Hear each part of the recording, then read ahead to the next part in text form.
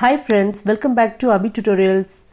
As part of this lesson, we will be covering Python comments, keywords, indentation, function and namespaces. A comment is a human-readable explanation of the code placed within the program. They are added so as to make the source code easier to understand. Comments are generally ignored by the Python interpreter, so it will neither be processed nor it will be displayed in the output. There are two types of comments in Python, the single line comment and the multi-line comment. The single line comment starts with a hash preceded by the actual comment. The multi-line comment is actually a multi-line string without any assignment. Multi-line comments are generally enclosed within 3 single or double quotes as displayed here. Keywords are reserved words in Python, and when you name a variable or any other identifier, make sure that you name it differently from the keywords in order to avoid any conflicts with the existing keywords. You don't have to memorize all the keywords given here, as you will learn them automatically when the course progresses. An indentation or an indent is an empty space at the beginning of a line. In Python, blocks of code are denoted by line indentation. In C, C++ or Java, a open curly brace is a start of a block and a closed curly brace determines the block end. In case of Python, we use indentation and colons to create a block. In Python, indentation can be applied using one or more spaces before the statement starts. But the most commonly used methods are to use 4 spaces or a tab. You can make use of any of the methods mentioned, but ensure to use them consistently to avoid any discrepancies. If you look at the piece of code here, selected statements has same space or indentation between the start of the line and where the statement starts. So the selected block as a whole is considered as a code block.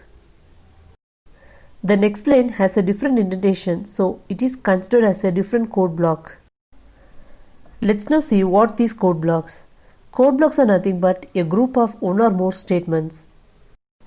Blocks can have subblocks as well. These are used to limit the scope of variables and functions. And as we have already seen, Python used indentation with colons to create a code block. Let's now see what are functions. A function is a group of reusable statements to perform an activity or a task. A function starts with the def keyword followed by the function name with parentheses or rounded brackets. The parentheses in a function can have 0 or more parameters. The parameters can also be called as arguments. A function can perform an action and return a value, or it may just perform an action and may not return any value. Let's now see the syntax of a function. Given here is the generic syntax for a function definition in Python. As you can see, the function starts with a def keyword followed by a function name. Then we have a list of parameters enclosed within round brackets. As you can see, the function block begins with a colon. Within a function, we can have one or more statements. The statements within the function should be indented one or more spaces towards the right from the location where the def keyword of the corresponding function starts, as displayed here. The function can also have a non-mandatory return statement which can return any object or an expression. This is optional and you can ignore the same if your function is not returning any value. Defining a function will create a definition of the function. To run or execute a function you have created, you have to call it using the function call syntax given here. If the function definition doesn't have any parameters, you can call it by the function name followed by empty parentheses. However, if you need to call a function with parameters, you may need to call the function name and pass the values corresponding to the parameters. Let's now create a simple function in Python and see how it works. Let's now create a function named greet with a single parameter name. Let's now add a print statement to the function to display welcome followed by the name parameter. Press enter twice. Now let's run the function we have created by calling it by its name greet. We will pass the value to it as Abhi Tutorials. Press enter and you will be able to see the function executed successfully, displaying the welcome message with the name we have passed to it. Let's now create another function named add with two parameters a and b. Let's now add the two parameters and store it in another variable. Now we will return the result using the return statement. Press enter twice. Now since the function returns a value, we will call the function add and pass two values 5 and 10 and enclose the whole within the print statement. Press enter and you will be able to see the result displayed. Python also supports variable number of parameters within parentheses. To achieve the variable number of parameters functionality, you have to add a star or an asterisk symbol in front of the parameter you are using. When you call the function, all the values you pass within the parentheses will be passed as a tuple to the parameter.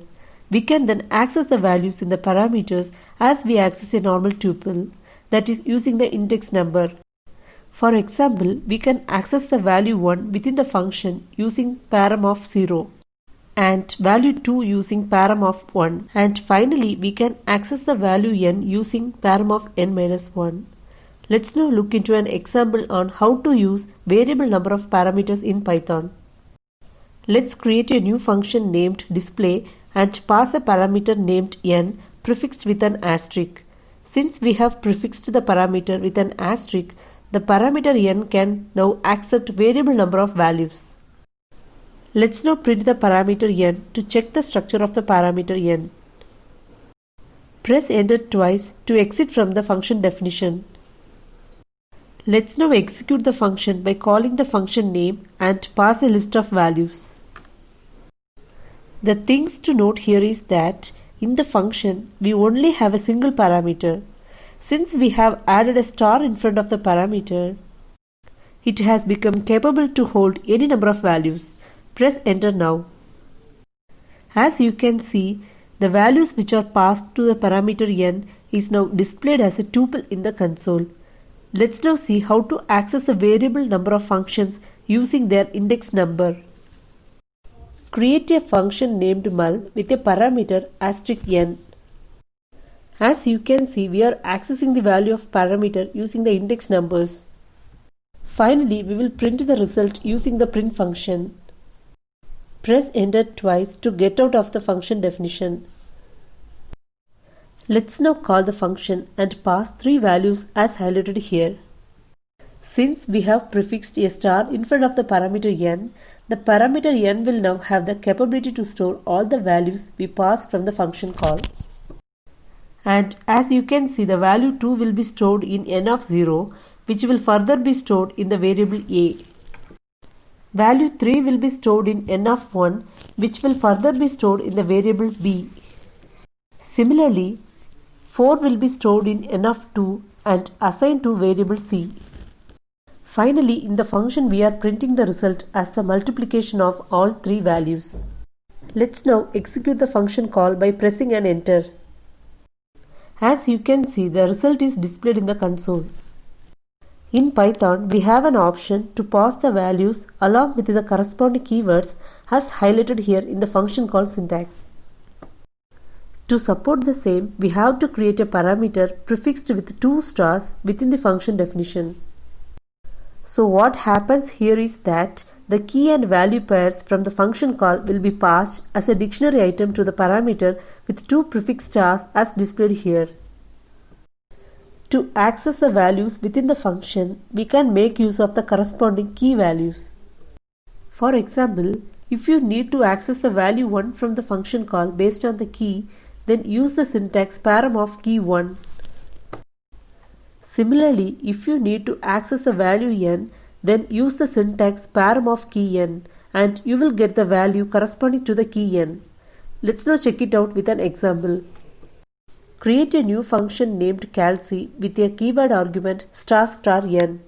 Here we are multiplying the values from the keys B and C and adding them to the value of the key A and storing them to the variable result.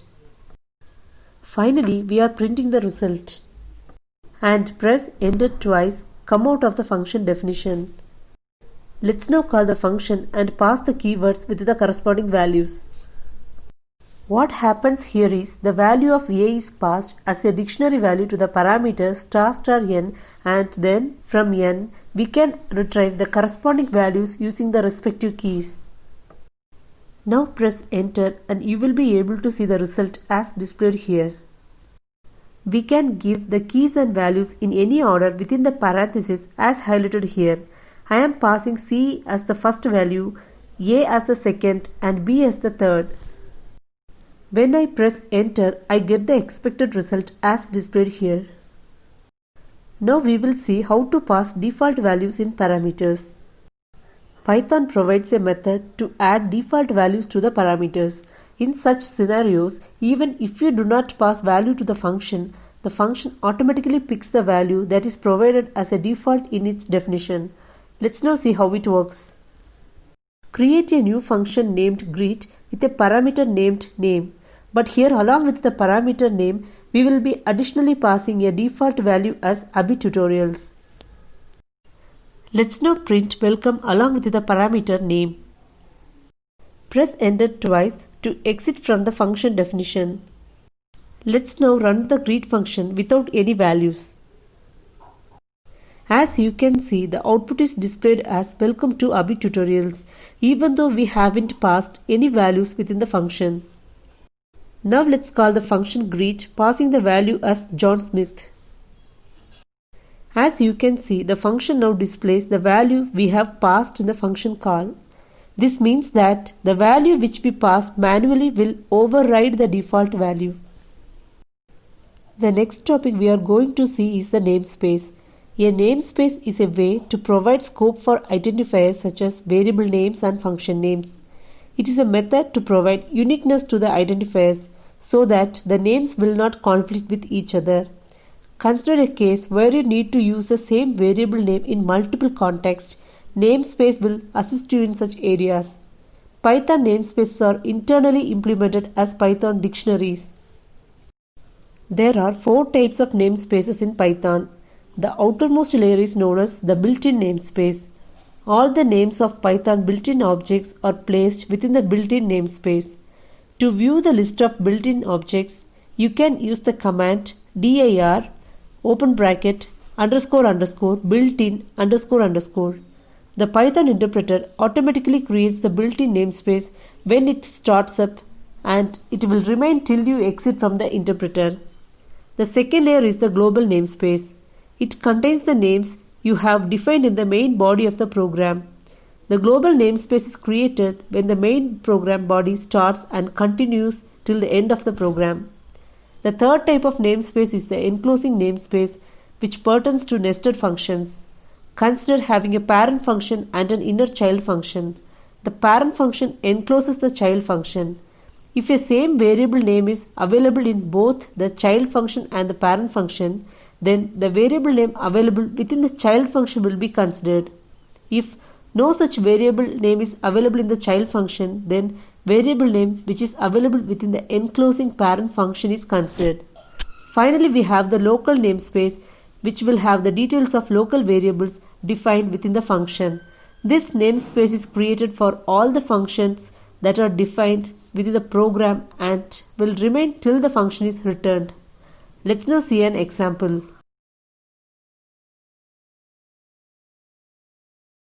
I have opened Python idle from the start menu. When I have opened idle, the built-in namespace is activated. We can check it by using dir function. Type dir open bracket underscore underscore built-ins underscore underscore and press enter. You will be able to see the list of built-in objects within the built-in namespace. Now, if I create a variable a in the Python shell, the variable a resides within the global namespace. To check the same, type the globals of function and press enter. As you can see, the objects in the global namespace is displayed as a dictionary with key and value pairs. More specifically, you will be able to see the variable a and its value 25 within the global namespace dictionary. To see how the local namespace works, let's now create a function in Python. Here I am creating a function named fun1 with empty parentheses. Press enter and idle will automatically add intent for you since you have added a colon after the function name.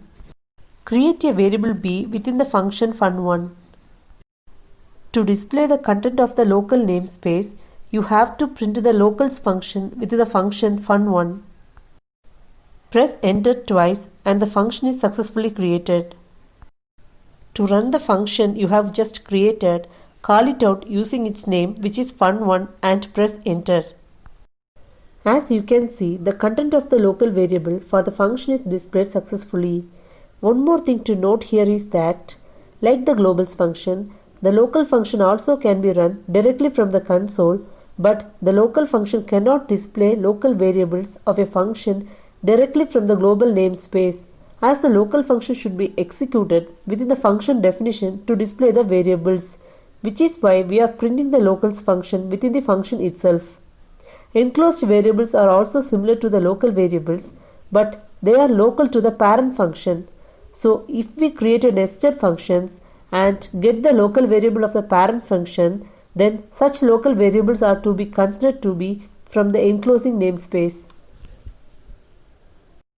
As a brief of what we have seen so far, any variable or a function defined within a main program will be considered to be within global namespace, and the functions and variables we define within a function or a subfunction will be considered to be within a local or a enclosing namespace. Also, we have the built-in namespace, which has a set of built-in objects. We also have a keyword in Python known as global, which is used to set the namespace of the corresponding variable as global, even if we define it within a function. Consider a function with name fun1. It has a local variable a. Let's create one more variable g and set it as global using the global keyword. Assign the value of g to 20. We should add the global keyword as a separate line from the value assignment to avoid syntax error. Now print the content of the local namespace as highlighted here and exit from the function. Call the function name fun1 and print the content of the global namespace as highlighted here. When you run this program, you will get the variable a in the local namespace. And even though the variable g is added within the function, it is set in the global namespace because we have prefixed it with the global keyword. That ends this lesson. Thanks for watching our video. Stay tuned and please like, subscribe to our channel. Thank you.